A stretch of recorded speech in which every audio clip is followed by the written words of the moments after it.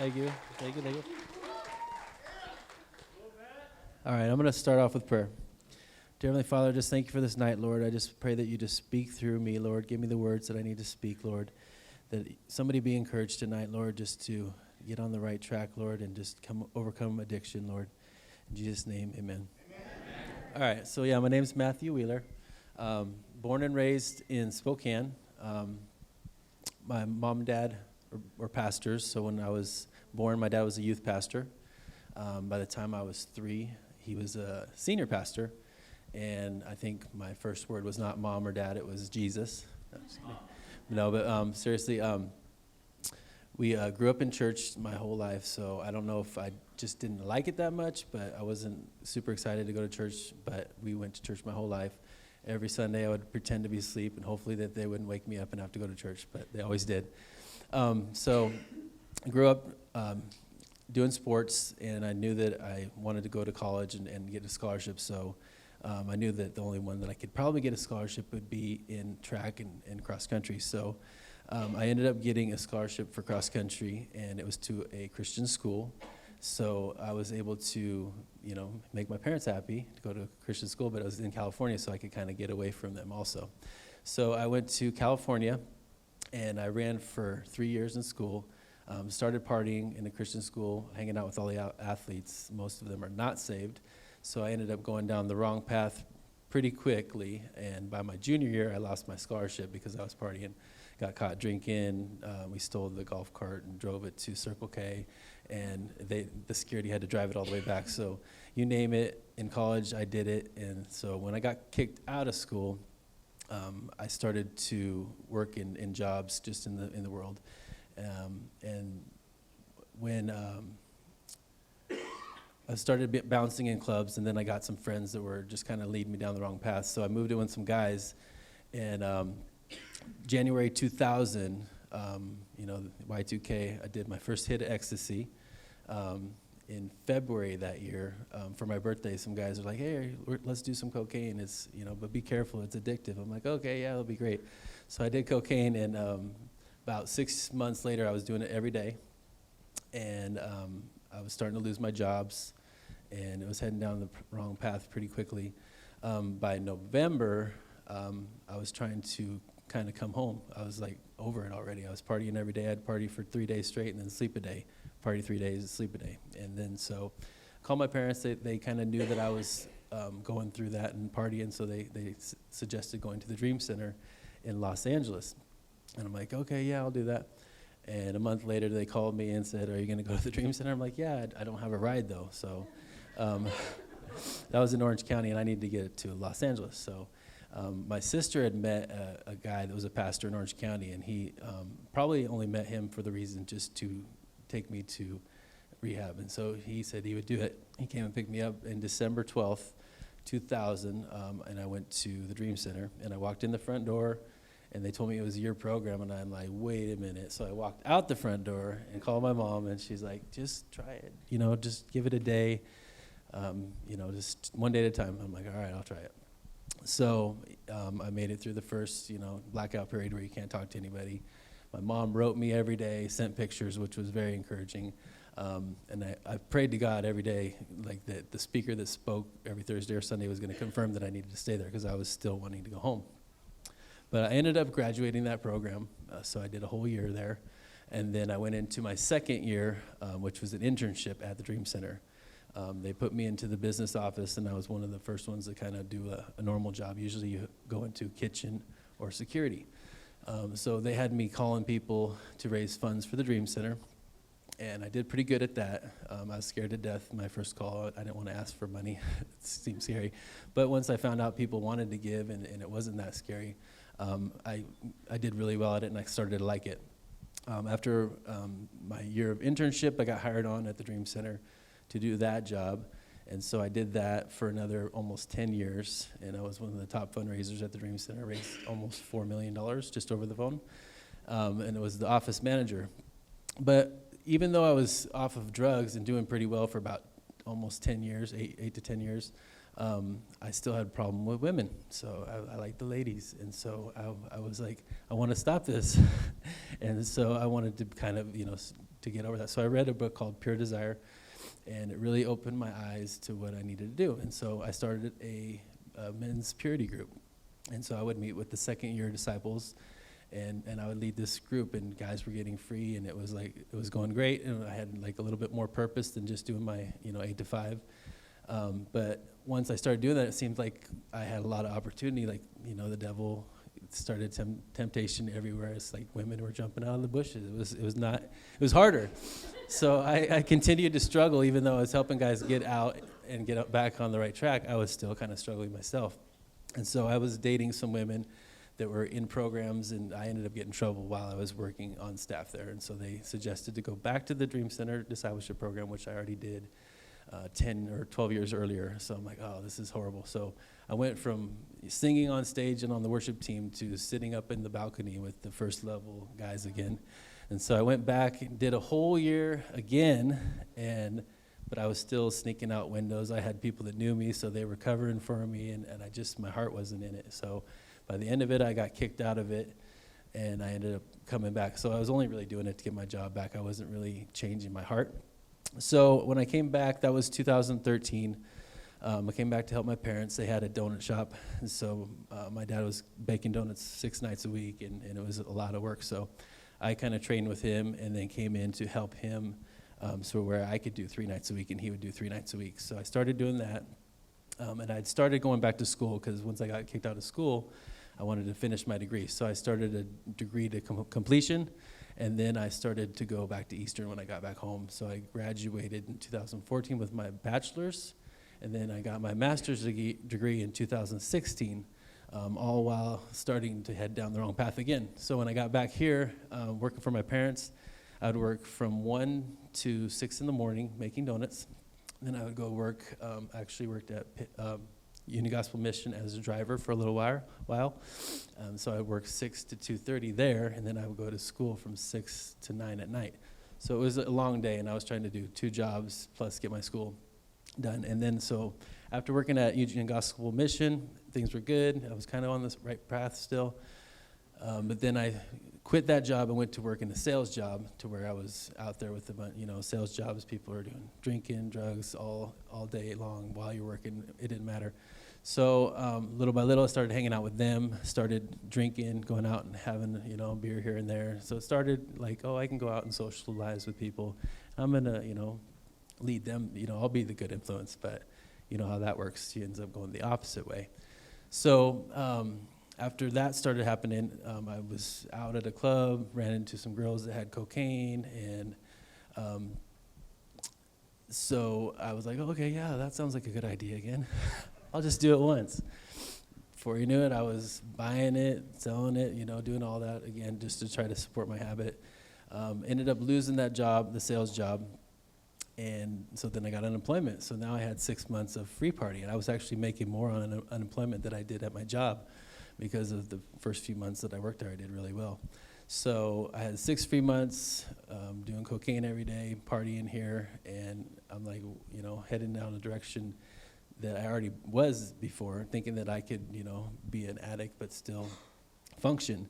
And then 2 years of doing that, I ran into somebody that was doing meth. So then I did meth for the first time, and then I did that for 2 more years, and that was, I had another job for a year, and then I would, oversleep and miss my start time by like 5 hours. And so after 3 times of doing that, because I would have my phone next to me, but it would kind of fall off, when you kind of fall out, it fell in between the couch, and I wouldn't hear it. So I lost that job, and so then I was now I'm selling and doing meth, and running with guys that have guns and helping people rob people as a driver, because I was the only one that had a car.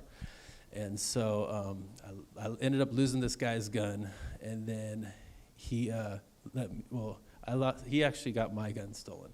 And then I lost his gun that he let me borrow. So this is all leading to the final rehab. So then I had his gun, and another guy, they said they lost it, but they ended up jacking that gun. And then I helped this other girl sell some guns that she said were hers, but they were actually her brother, who was going to be locked up forever, that ended up getting out of prison the next day. So I have I have 5 guys come into my house with guns because 2 of them thought that I stole their guns. And they took all my stuff. They took my computer. They took my car, which they were going to get back, but they just didn't want me to call them. They took my phone. They took everything. So I ended up the next day walking all the way from Sullivan and Sprague. It's like January 1st, so it's like -0 out. So I walk all the way to Rosar's I walk to Safeway, and I'm freezing, so I go inside, and I'm kind of throwing out stuff along the way, like my pipe and all this stuff that I'm kind of walking towards my parents' house.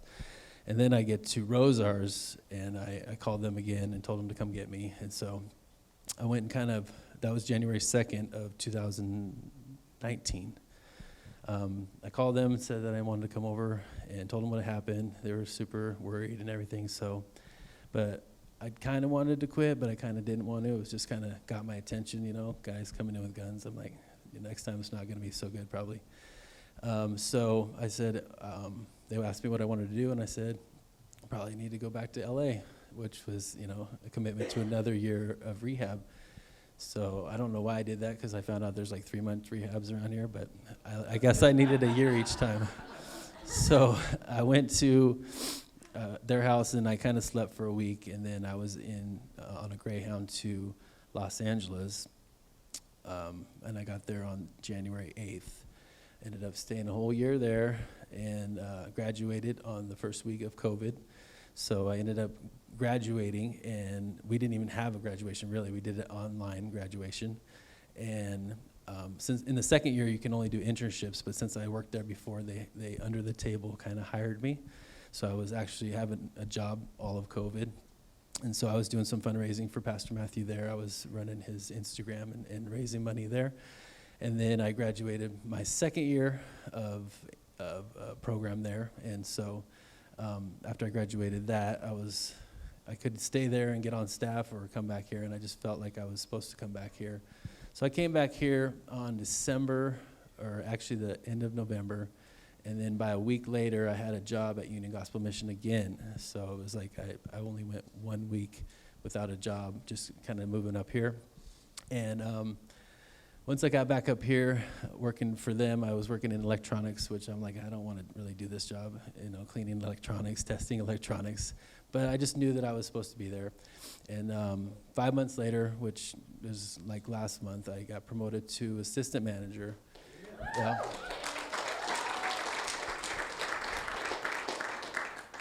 And we're actually opening up a store in Hayden, so I'm going to be helping run the retail side of that. So I'll be the assistant manager there.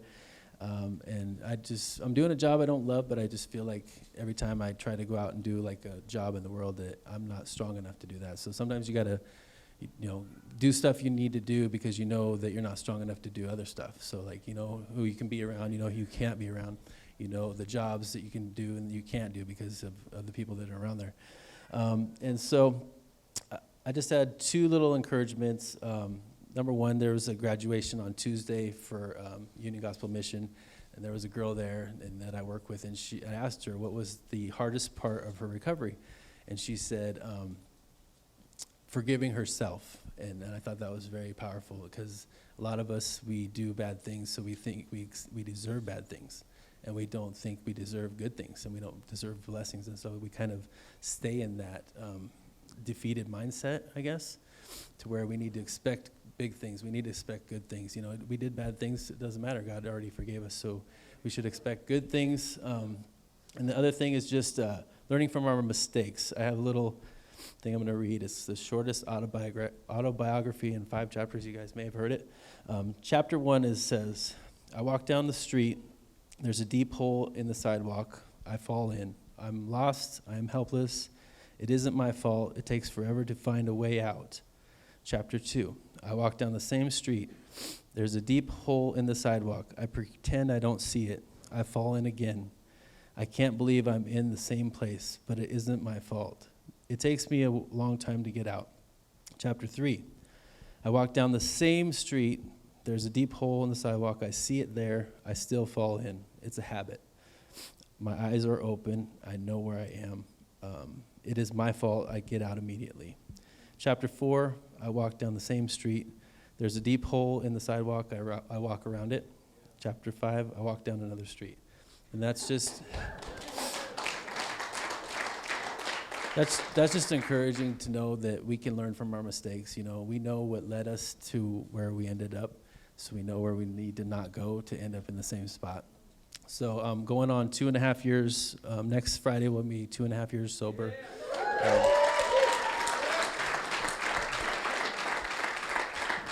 And I'll be honest, I started to struggle with women again when I got back here. And so I reached out to somebody and I got an accountability partner. And I'm going on a month strong with purity. So that was another thing. So that's all I got for you.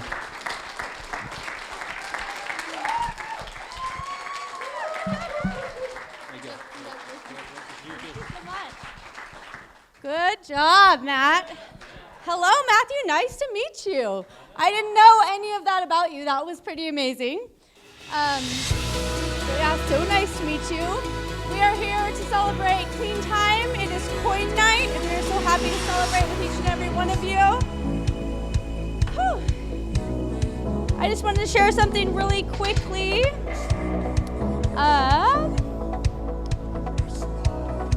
These are just a couple. I will look for opportunities to encourage others to bring out the best in them and to help them accomplish their dreams. I will speak words of faith and victory, affirming them, approving them, letting them know they are valued. I will call out their seeds of greatness, helping them to rise higher and become all that God created them to be. This is my declaration, and I challenge each and every one of you in this room to find somebody to encourage and lift up. If it's in the mirror and it's looking at yourself, that is probably one of the hardest things to do. All right. Who has one day clean and sober, ladies? One day. Woo!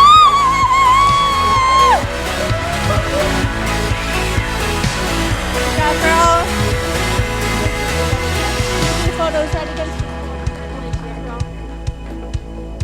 All right. And we have 30 days clean and sober, ladies. 30 days. 60 days clean and sober. 90. Not 120. 6 months. 6 months clean and sober. Woo, woo, woo!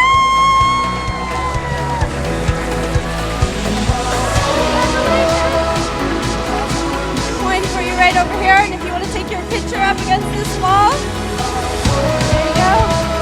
Go ahead, go with your mama, sweetie. All right, and we have 9 months clean and sober, ladies. Who's got 9 months?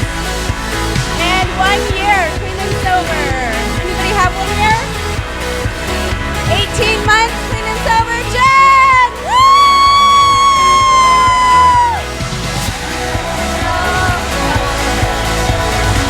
Go ahead and get your coin. Go take a picture. Good job, Jen. 2 years, ladies. Does anyone have 2 years clean and sober? Tracy, come get your 3 years clean and sober. Woo!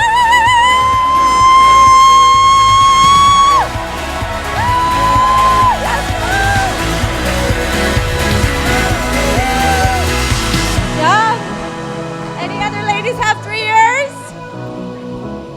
There's no going back now. 3 years, that's huge. 4 years? 5 years. 6? 7, 8. Anybody have more than 8 years clean and sober, ladies? Awesome job. I'm so proud of each and every one of you. We're going to let the guys go ahead and get their clean time. You doing, guys? Woo!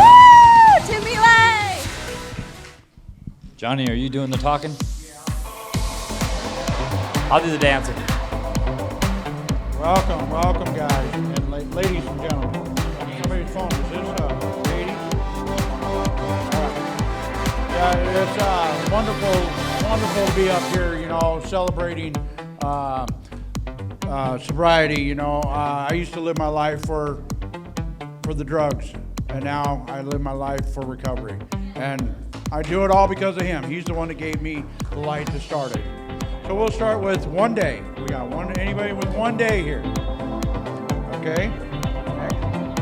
30 days. 60 days. 90 days. Anybody, come on, anybody with 90 days. Anybody. Wait. 6 months. Anybody 6 months? 9 months. 1 year. 1 year. There we go, 18 months. Yeah. Woo!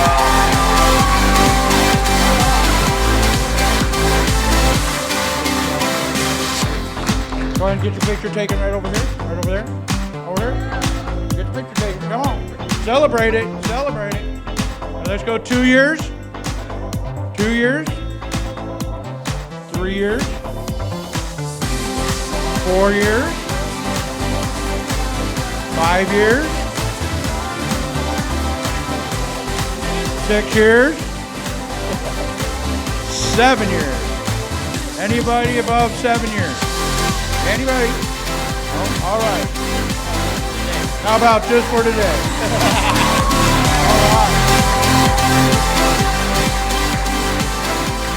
All right, let's stand and worship some more together before we leave for the night.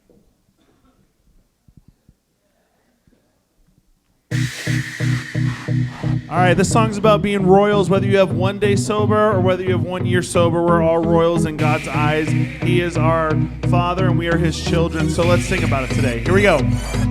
From urban streets to open plains, we are under one name. No one is lost or goes unseen, 'cause we're all loved by our King. Here we go. This is nothing ordinary. There is power in the name we carry. Every nation, every tongue,